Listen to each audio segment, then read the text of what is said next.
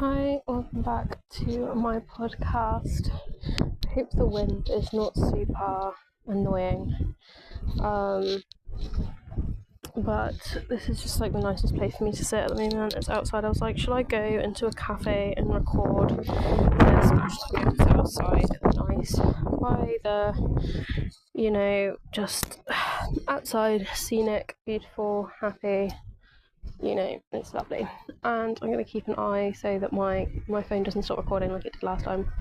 So I wanted to do something. I don't always love doing stuff. In fact, I'm actually going to move. I was going to sit here, but there's an even nicer spot I can be sat. I love that. I feel like just to start off this podcast is going to be sort of like, I feel like my content overall sort of shifts on like a cycle between like spirituality. I don't think you're supposed to go there. There's like a bar in between, but fuck it, we're going to break the rules. I'm sure people do this. So there's like I'm kind of a clumsy person, so I'll be a bit careful. Or just fall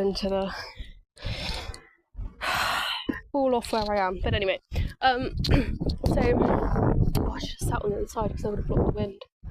Anyway, it is what it is. So,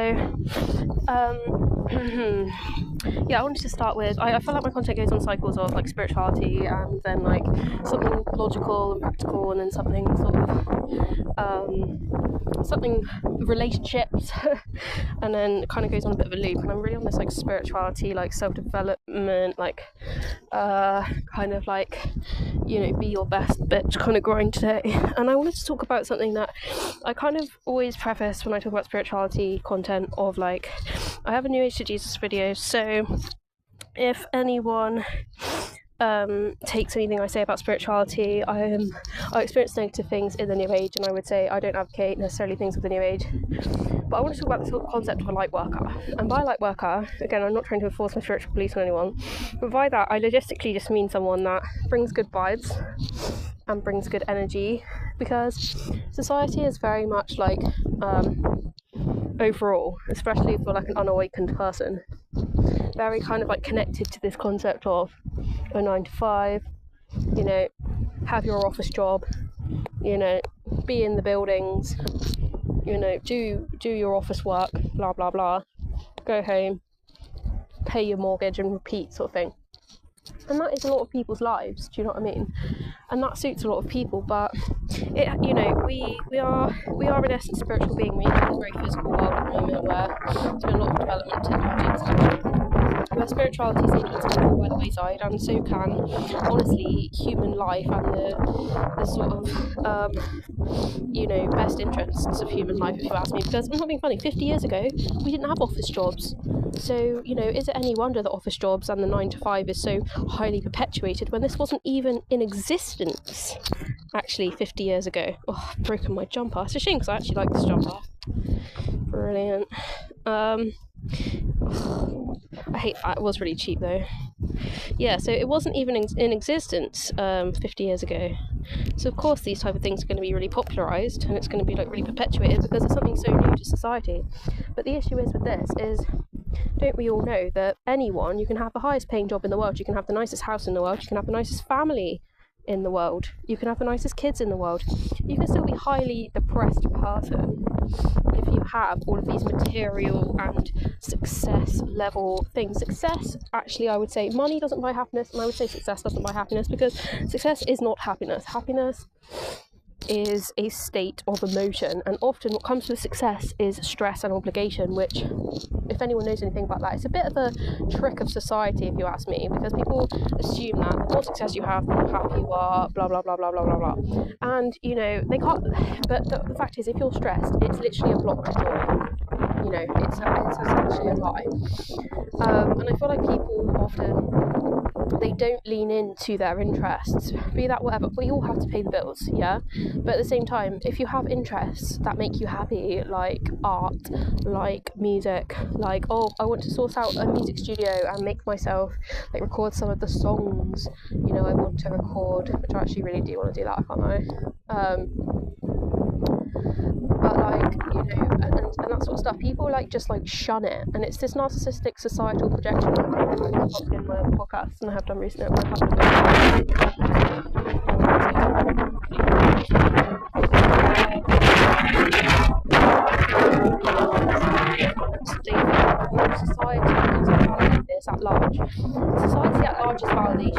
doesn't cut it for me anymore, because it's usually based in lies. And it's usually a myth. It's almost like the universe saying, do you really believe this? What society is actually trying to make you believe? Because then when you think about it, it's actually usually a completely different situation. Do you know what I mean? It's like anything. The perfect narcissistic family. Everything is beautiful. My kids are so happy. We're all in perfect. Everything runs like clockwork. Often, it's like you've got some sort of psychopathic malignant narcissist running a household full of miserable children, which are completely devoid of joy and are basically undergoing intrafamilial child torture. That is usually the situation. They don't know about the book by its cover. Well, I was actually trying to talk about lightworkers. I'm just saying, if you take shit at surface value, you're literally a narcissist. Do you know what I mean? A lot of them think they're so clever. This is the thing with narcissism, certain narcissists, they think they're so clever because they see past the regulation of healthy people. They see past it into the depths of what they can do to manipulate and extract these low-level vibrational experiences from people, sabotage them so they can get dominance. Do you know what I mean? And it's like they're very proud of themselves by the sort of like seeing the undercurrents behind the healthy people and the regulated people. They see you're too regulated to see the lies that I'm going to perpetuate. Do you know what I mean? And yes, sometimes people get over on you. I feel like once you are educated about these things, like most of the time it goes off even if you're not educated on this shit. Yeah, they think they're very clever. And ha ha ha, you didn't see that I lied to you about this thing. Well done. I believed what you told me. Alright, you got me. Do you know what I mean? It's just like, it's not that deep, like, whatever. Okay, they get a great deal of enjoyment from it. And, that's what I feel like light worker is a concept. Oh no, it's gonna rain. I have to move. I might need to pause the podcast. Oh, seriously. Comfortable. It's actually gonna rain. And my jumper's broken as well. It's gonna mug me off. Yeah, I feel like it is gonna rain. But yeah, I feel like people just disregard this idea of a light worker, partially because when some people are light workers, some people really don't like it. A lot of people will think, oh, that person is happy, let's just do shit to fuck them off so they're not happy anymore. And I also do believe, though, for a degree, that what goes up must come down. And I believe some people have like a higher capability for happiness than other people. So it's not like, I'm not saying to like be like good vibes every single day to the degree where it's like you're absolutely beaming and in this euphoric state is necessary. I do feel like having a sense of euphoria when desired, there's nothing wrong with that, especially if you like, if you have to be able to, I retract that statement. If you're going to be happy and euphoric every day, sweet. Was that the goal? Yes, because life is a beautiful, complex, rich experience. Why shouldn't I be euphoric at all times? Point blank. Do you know what I mean? What goes up must come down.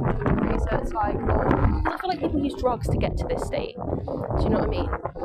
To get to this state of euphoria, and it's like, you can get there by natural means. Do you know what I mean? Some people are grumbly and miserable and narcissistic. They may or may not be in a 9-to-5 job, and you can use that as your like standard. It's like standard. People are grumbly and miserable. They hate their lives. They hate other people. They go back and pay their miserable mortgage, go to sleep. That's it. They do it all again. Do you know what I mean? But if your set point, you got to think, we all go into the lives that we choose to have, in that if somebody is a grumbly, miserable, narcissistic person, it may best serve them to just work their self to the bone and get their narcissism vented in a narcissistic system where they can actually put their, vitriol to good use to one degree or another, boss people around all day, and make some money to get themselves a nice house that they can brag about. Do you know what I mean? That may well be in their very best interest. How about that? But it's like, I think a lot of the time when people are sort of inclined to do something that's going to have some level of positive outcome of some degree or another, they actually will deny that of themselves because of the fact that they deem society to discourage that to whatever degree. And it's simply, you have to see through the illusion here of, don't judge a book by its cover, in that, don't take on surface value what society will expect of you.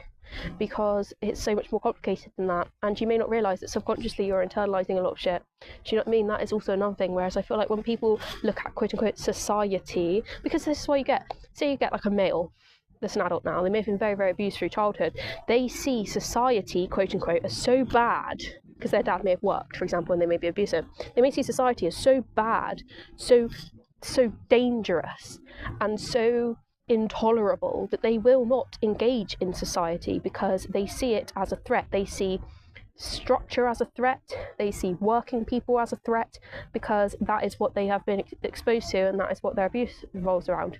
You know, you get someone of a very, you get like a narcissistic child, you get a very, I mean, it's tricky because there's more, as much as I'm like, I genuinely, the more I think about it, the more I think that the perfect family doesn't exist, because you actually get, even if you've got a narcissistic child, if you've got a narcissistic family, you know, a parental system, caregivers to a narcissistic child, you're still going to experience narcissistic abuse because narcissists abuse each other.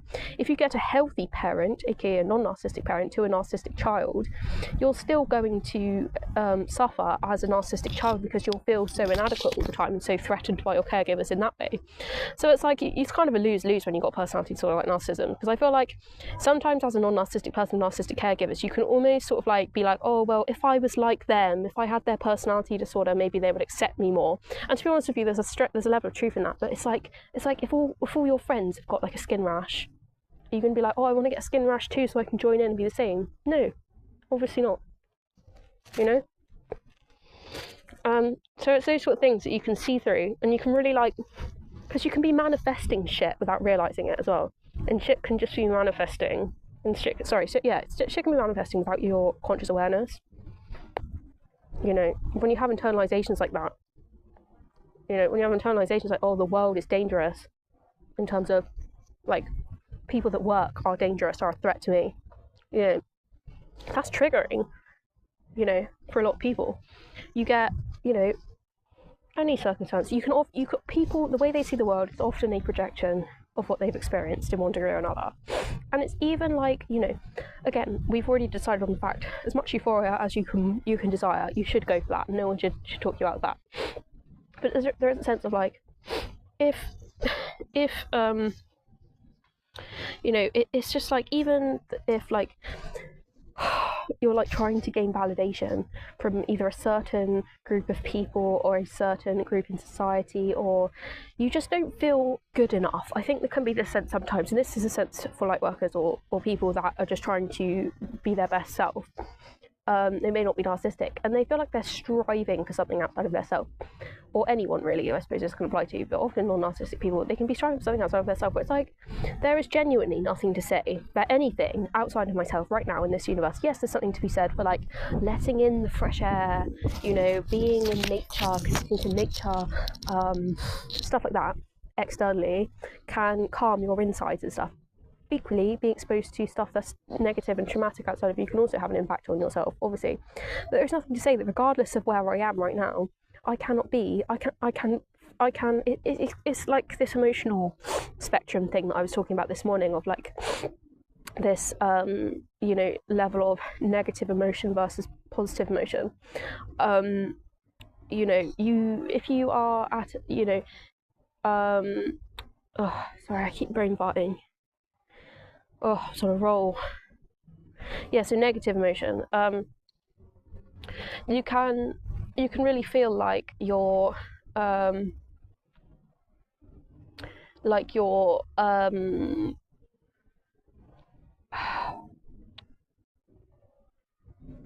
like a sense of unworthiness. I feel like it comes from a sense of unworthiness, which is a negative emotion which you may have been programmed into, blah, blah, blah, blah, blah, blah.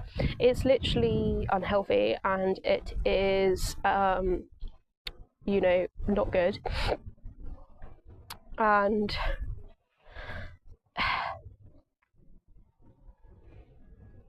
I literally lost my train of thought. I keep brain farting. It's not good. Is it because it's getting into winter? I feel like this actually could be a genuine thing.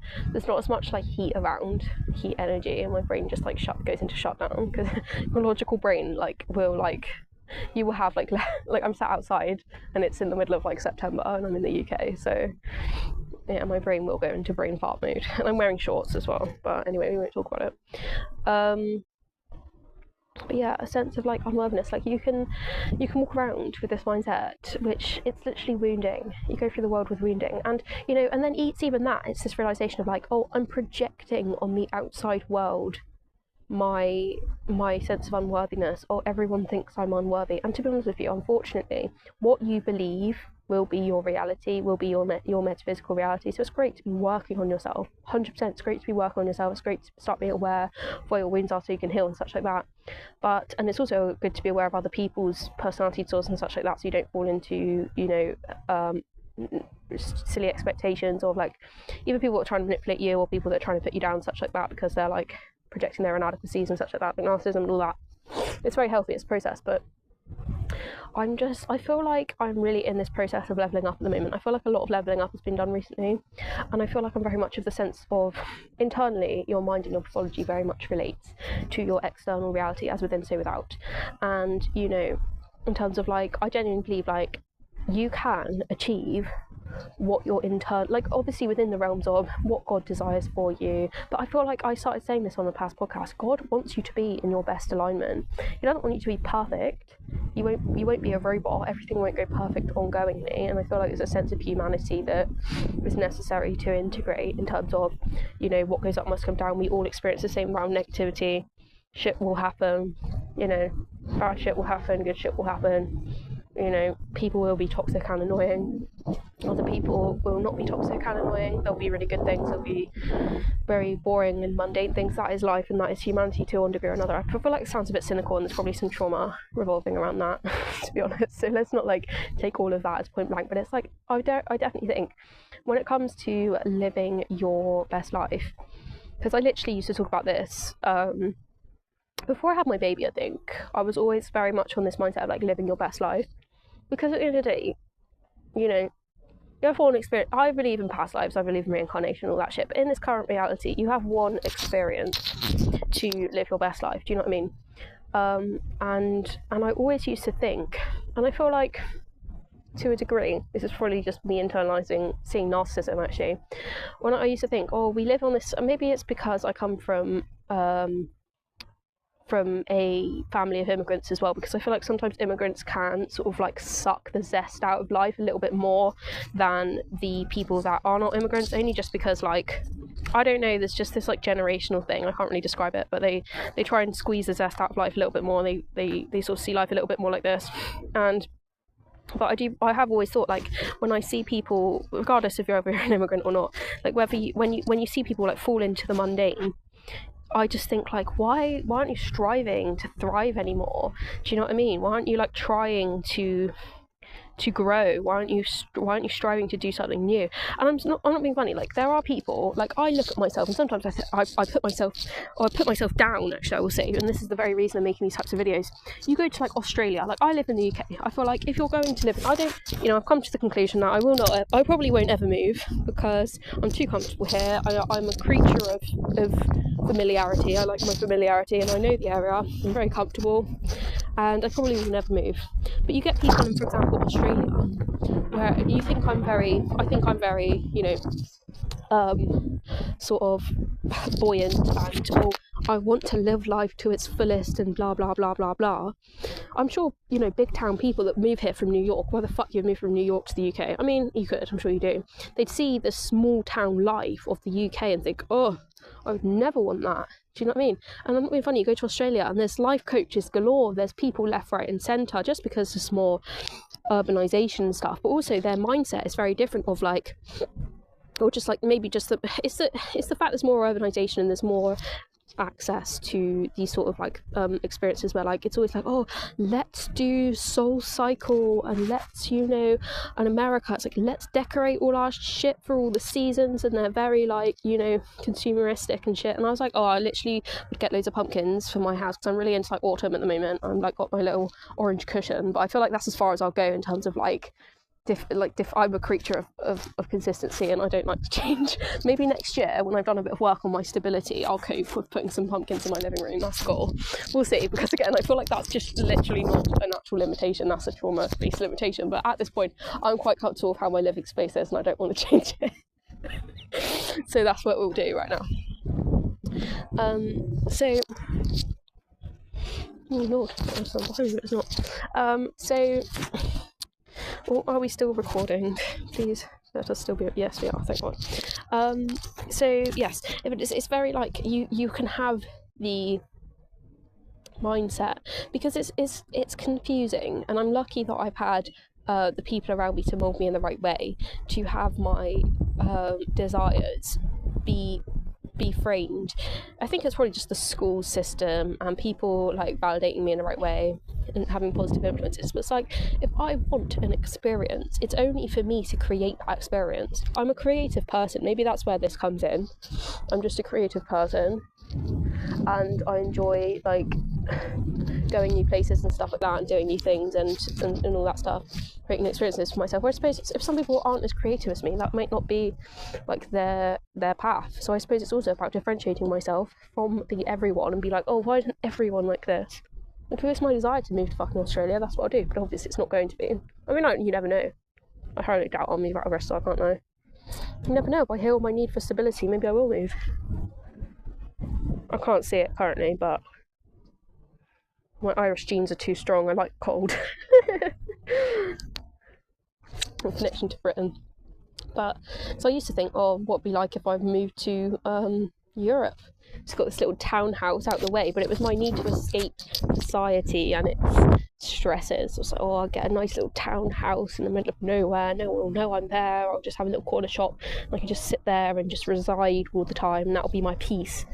I feel like running away from your problems isn't necessarily the way. And I'm also like, well, am I just internalizing narcissistic projection, wanting? But like, no, your desires are different from narcissistic kind of like because people have a healthy level of narcissism. We are given desires for a reason. I feel like before I have my baby, and I'm not never am I to say that I want to go back to that, but I feel like your brain does eventually normalise. I was very much a person. I went to meet-up groups, I met new people, I was doing jobs which allowed me to experience different things. I would travel different places, I would move different places, I would meet different people, you know, and I would do different things, and I would be open to that, and it would be a very interesting experience for me. Whereas like obviously having a child, it does limit your experiences from what I did, and you know, but I'm kind of back to myself again, and it's kind of nice in a way, because you know, it is good to branch out to what the zest of life is on this planet, because why else are we here? Do you know what I mean?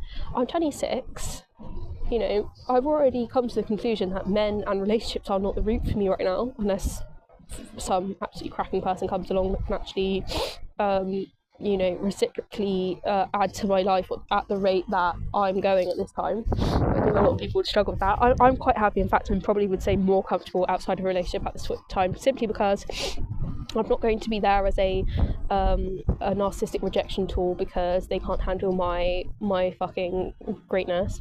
And I'm also not going to, because I know how men treat women. They think, well, they'll just like thank me in the end because they'll see that I rejected them because they're so cool. Like, I ain't got time for that shit. I've genuinely not got time for that. I know I'm great. Bye-bye. Go and find some fucking garlic bread on the side. You can't handle this. Alright? So yeah, it's simply that simple. And you know, I'm so done with I was never interested in narcissists in the first place, but anyway, we will go on there. But I think to have that successful life, I was literally supposed to be talking about lightworkers. I kind of did though, because I was just talking about how society perpetuates this particular narrative that you can internalise. But as I say, I think when you really start to unpick it, you can actually find that it comes from real conditioning. You know, if you had degrading or narcissistic parents, you can very much think that like society, you will more heavily lean into the negative people in life rather than be able to see them for what they are and live more peacefully in your alignment. Do you know what I mean? You will see the negative people and use them as a confirmation as to the negative experiences that you've internalized for other people, which though you may not internalize yourself or claim as truth, that's why it's important to let go of those experiences. Why would you choose to, you know, revise these negative abusive experiences of people that are projecting their inadequacies upon you? Let them go. And these experiences, and I feel like maybe I just wanted to touch on it actually, because this is not something I've really talked about, but then they talk about letting people go, as a concept. I feel like a lot of the time, if you're not codependent and you're not narcissistic, you don't need people to supply, you kind of are at a neutral state of independence regardless of any other person. It's not about codependence, but I feel like someone's not going to go anywhere. If you let them go, they're still going to exist in existence. So this idea of letting people go, because it's not like they're just going to disappear out of reality just because you let them go. And often, I'm not being funny, if you're a healthy person, you're not going to cling on to some narcissistic, toxic person anyway. So I feel like we need to just move the fuck on from this idea of letting someone go, because I feel like it's a massive like victim blaming thing as well. When it's also just like, just let it go, let their abuse go, let this person go. Why are you still going on about them? Blah blah blah blah blah. And it's like, first of all, who asked you? And also it's like, I have let them go. I'm just trying to put my experiences into context and actually just, heal and process what I'm going through. Thank you very much. Do you know what I mean? This is a civilization and a universe that we all live in. If you choose to wound me, then that's your karma, and I have to then heal from that. Thanks very much. Do you know what I mean? So, and it's just literally that simple. Like, someone doesn't just go away. They don't disappear out of the universe if you let them go. And because it puts you in a spot of God. Then it's like, a lot of people will do that. It's like it's part of a, I suppose, future faking and a expectation that's never attainable. They put you in a space of God. Like, why can't you just deal with the narcissist? Am I God? Does God even deal with your narcissistic shit, or does he let you fucking go into hell every day? I don't know how God works. That's not my place to project on that.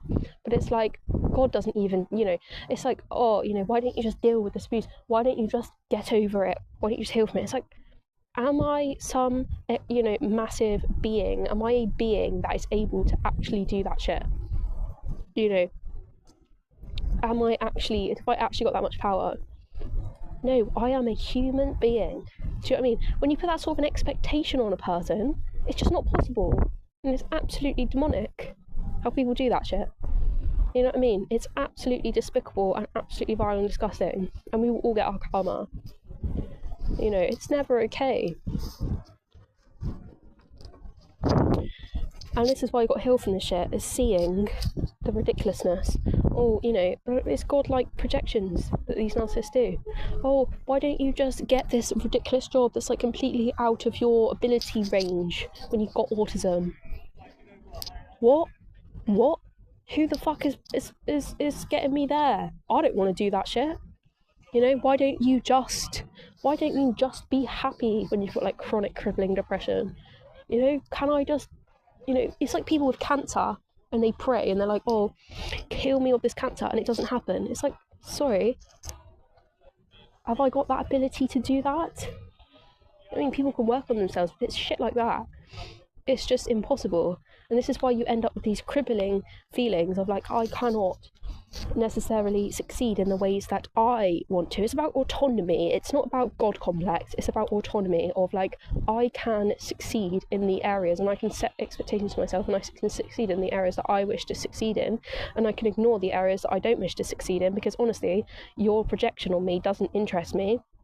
I have absolutely no sadness about not inviting you into my experience and in my life, because that is just not something that I desire to do, because there cannot be a healthy rupture and repair experience between our dynamic in this lifetime, because you have got a personality disorder and it's gotten so bad that I can't even manage it.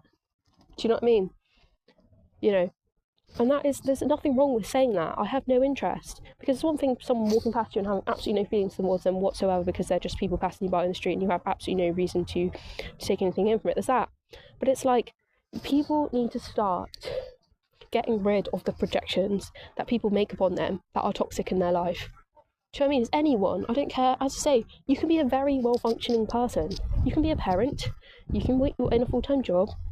You can be living your best life, you can be doing all the self-care you need to be doing, and you can be still on this path of, as a child, my dad got on my arse, because of this issue and this issue and this issue, which was all of their inadequacy projected on me, because it's also what they do when they project their God, to create God complex for you. It's like when they haven't got their shit together, it's almost like, even God has decided that he does not want to fix their narcissism.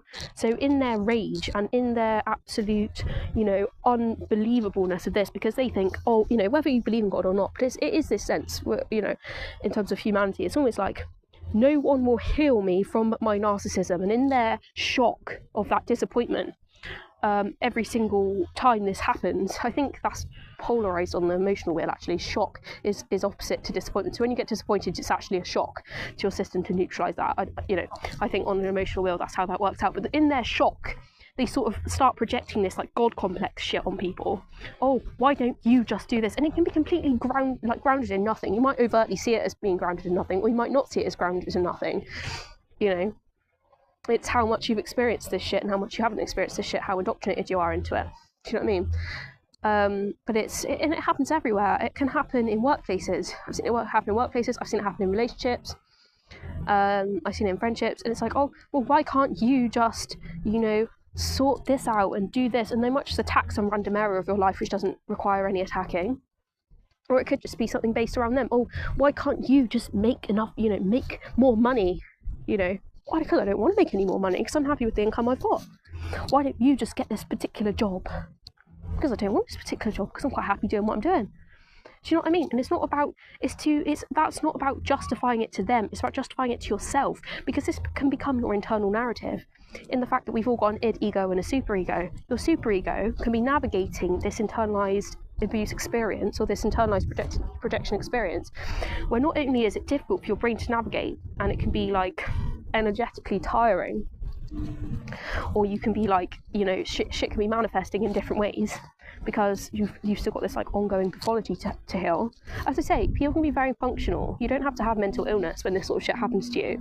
I did get mental illness because I had extreme abuse and extreme neglect. But it's also that you don't have to have mental illness to be sorting through this shit. You can have a very functional life, and I do, and I have for a very long time. And again, when I say mental illness, I feel like when I talk about that, people are like, oh my god, I wasn't like a vegetable, I wasn't paralysed, I wasn't in a coma. I had to be on medication because I just really had very poor mental health, basically. And it's not that deep. Well, it is deep, but it's also like, it doesn't mean that you just die to life, is what I'm trying to say, in entirety. Your brain structure can change, but anyway.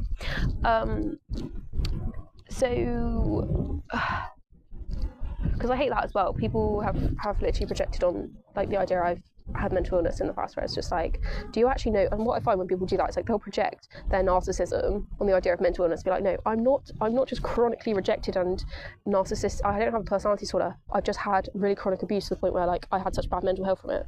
I'm not a personality disorder. I do have borderline traits, but I don't have narcissism. Do you know what I mean? You can't project that on my... Anyway, they can do whatever they want because it really doesn't bother me. I'm past that shit. But it like conditioning, it can ongoingly have effects on you, even in school. It's easy to have like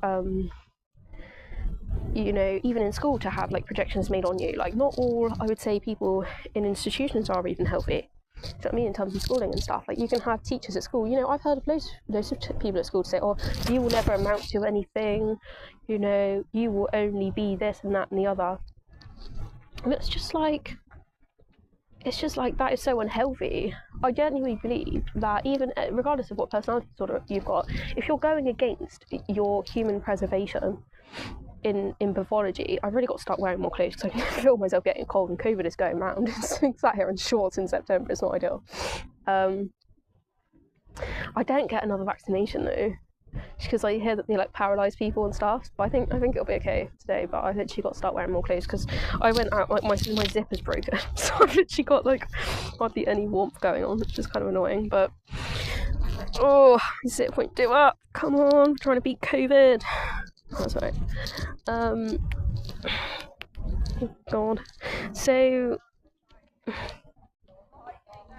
yeah, it can still be something that replays and it manifests, even if it's not a conscious thing, because I think people with trauma, they can be very good at keeping their brain conscious. After a while, I think a real skill, if you've experienced mental illness, is to keep yourself very conscious and very mindful, to the point where you don't actually let your subconscious conditioning take over your experience. But unfortunately, it will kind of manifest anyway, just to the point where it's like, oh, you know, I'm not going to let myself fall into this like negative space where like I'm not, you know, cleaning my teeth. Like I'll go on just flight mode of like, oh, I'll go in and do my teeth even though subconsciously I've got this wounding. Do you know what I mean? That's life, isn't it, to a degree or another, as long as you can function, that is. But it's like, when you've got this unconscious wounding, it can just be a real block. It can be a real block, I feel like, for people, and it's so imperative to be aware of what your wounding is, because it's just so unhealthy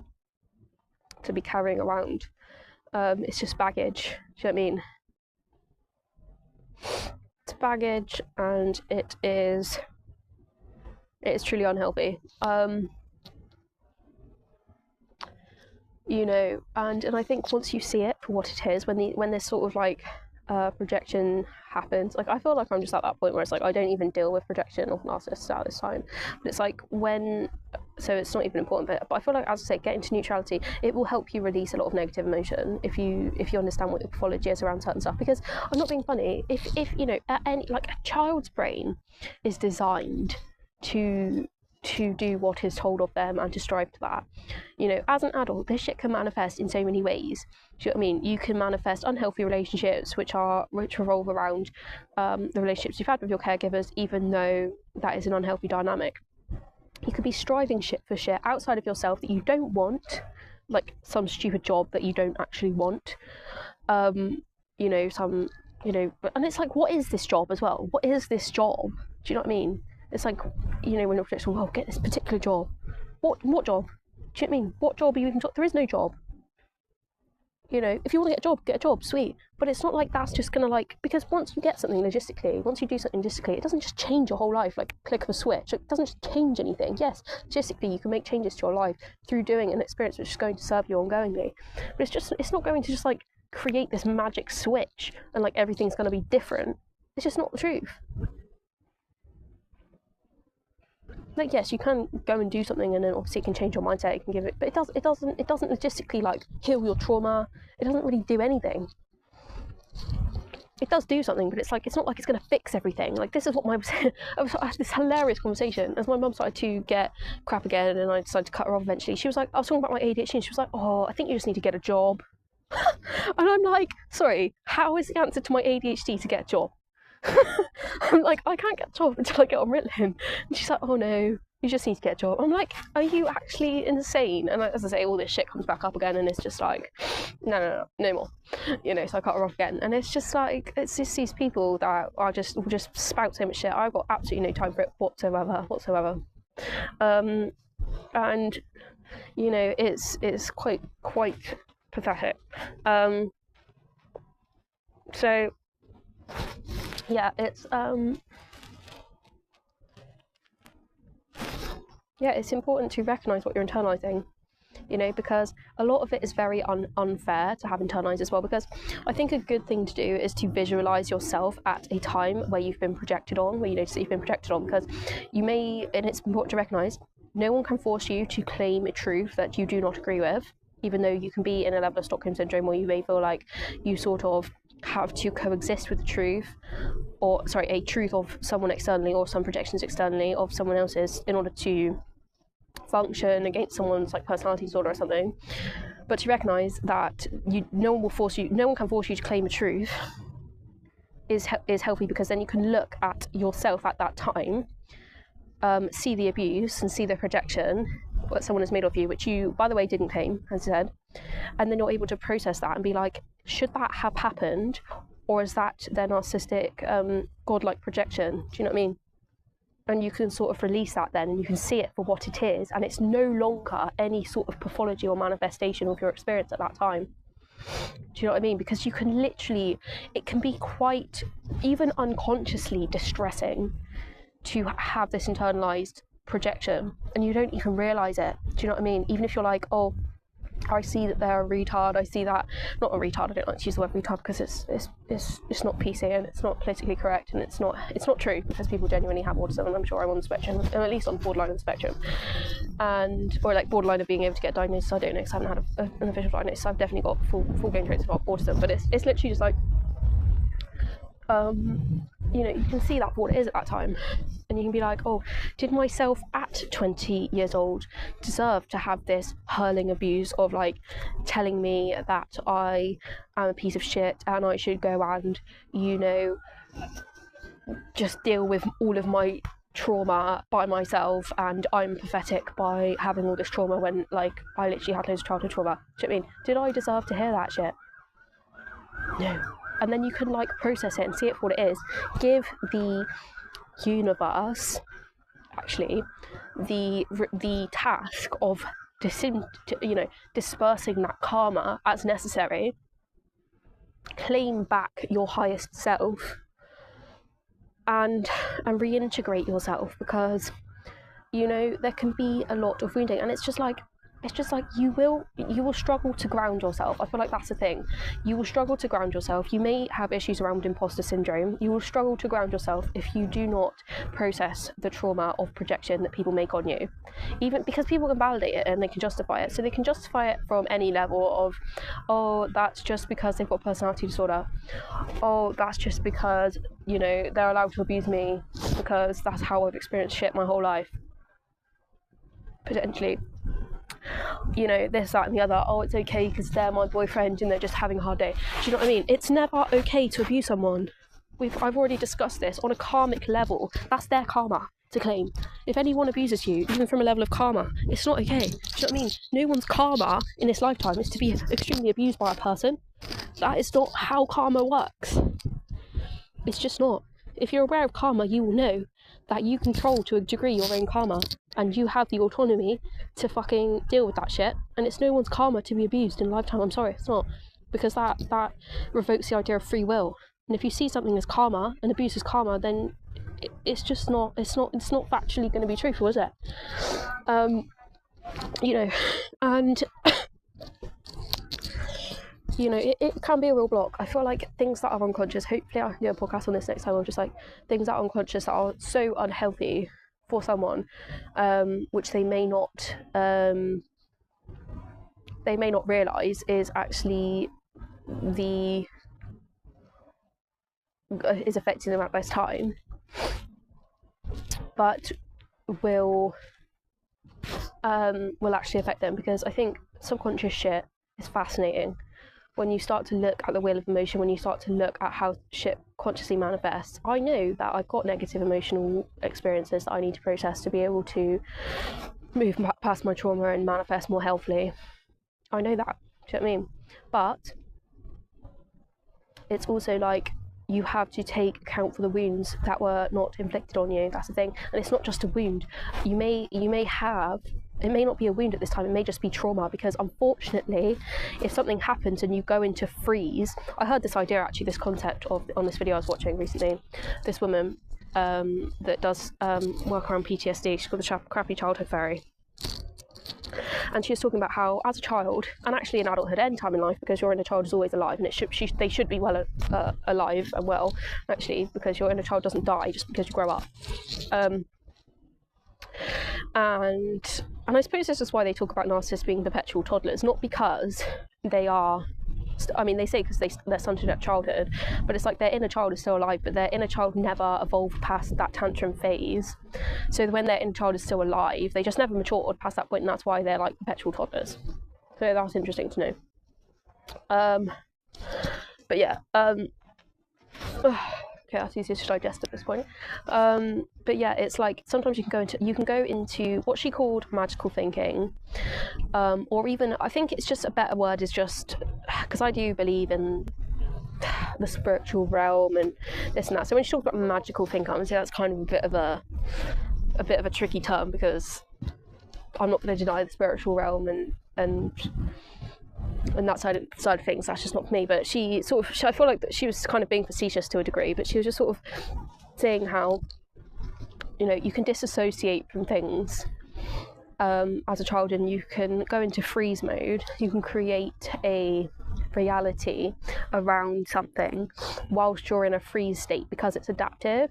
Because if you were to have internalized that shit at that time rather than being in a freeze state, it's actually not adaptive for a child to do. So they'll go into this quote unquote magical thinking, being facetious, and dissociate, which is actually very, very complex. I honestly know that my childhood pathology was extremely complex. When I started to have my mental health worked on, I got on medication, I used to think, oh my god, I had to be like a bloody Rubik's Cube in childhood to like navigate the malignant narcissism I was exposed to. Like, yeah, it messes you up. But it's okay, we've done a lot of growth and healing from there. But it's literally just, it's just like, yeah, this sense of like dissociating. And to a degree, we naturally all do this to a degree. We all naturally disassociate from an experience that is going to be harmful for us. But it's also like, to avoid not being grounded, you have to cope with that shit at some point or another. Do you know what I mean? When you're ready, your brain will show you that, and your experience in your body and somatically will show you that. So you might find that when you do somatic experiences and stuff, a lot of like fear and anxiety can come up about experiences that you may not have processed, because your body is only just processing that. You may still be in a freeze or a flight mode, a freeze or like a hyper arousal state around certain things, you know. But when you actually see something and you allow yourself to go back into the green, into the parasympathetic nervous system, you might find that a lot of trapped emotion may just surface, and that's okay. That's called somatic experiencing. But it helps you be a lot more grounded when you do that, and then a lot of things like projection and stuff may come up. And I feel like that's where a lot of healing is, because I feel like you can get, this is what the Crappy Childhood Fairy talks about a lot of, I really need to slow down my speech. I haven't listened back to my podcast recently, but I know I'm speaking really fast. I know from my years of public speaking, I probably should speak slower, but I'm kind of on a rant and I'm a little bit cold, so sorry about that if I'm going to go blah, blah, blah, blah. But yeah, you can get a level of like PTSD and CPTSD from these experiences without knowing. You can develop these belief systems, which I'm sure that's where a lot of my negative belief systems come from a level of CPTSD or PTSD. And I'm sure I've probably got a mix of both, because I think from a sense of PTSD, you have like jolty movements and stuff. So when you move a certain way, you can sort of like feel a bit like, oh, I can't like particularly move exactly the way I want to, because I've had this trauma that's trapped in my nervous system, sort of thing. And you know, that's where, you know, you might have a level of PTSD. And CPSD wise, it can just manifest as a lot of negative experiences and negative pathology that you may not just be conscious of, that may have no logically grounding in your belief system, but it will be grounded in a belief system that you sort of felt was the best to adopt at that time in order to avoid a trauma or a negative experience. Do you know what I mean? And I feel like I've definitely worked through a lot of that, but I'm sure I've got more of it to work through. But yeah, somatic experiencing is really helpful about that. But yeah, I'm going to end the podcast because I think it is genuinely starting to rain now. Luckily, I've managed to stay outside where it's not been raining. But I feel like I feel so happy when I do 2 podcasts in one day. I really need to start uploading them now, actually. I don't know if I have to put them on like Amazon Music or something, but I feel like if people want to listen to them, they can just put them on YouTube. But yeah, thanks for listening. Live your best life. Peace.